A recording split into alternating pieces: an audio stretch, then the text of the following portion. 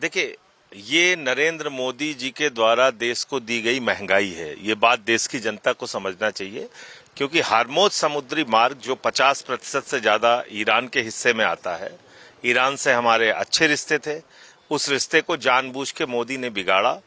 युद्ध के 2 दिन पहले इजराइल की यात्रा की, जिस देश में कोई जाना पसंद नहीं कर रहा है, आप जाके वहां नाच रहे हो, कूद रहे हो, जबरन आपके गले में एक मेडल डाल दिया उन्होंने, आप उछल के चले आए।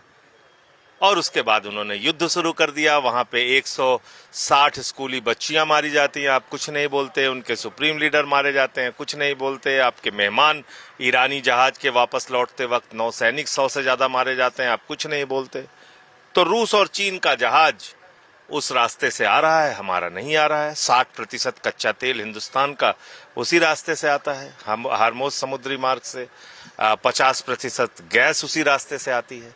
तो ये मोदी के द्वारा देश को दी गई महंगाई है। तो अब मोदी जी किसी दिन प्रकट होंगे, महामानव हैं, तो वो कहेंगे कि देश के लोगों, इस मुसीबत से हमें निपटना है। आप लोग अपने घर के छत पे सूर्य के प्रकाश पर खिचड़ी बनाइए, गैस की समस्या का समाधान हो जाएगा।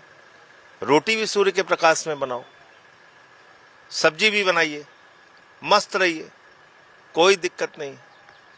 बस यही है।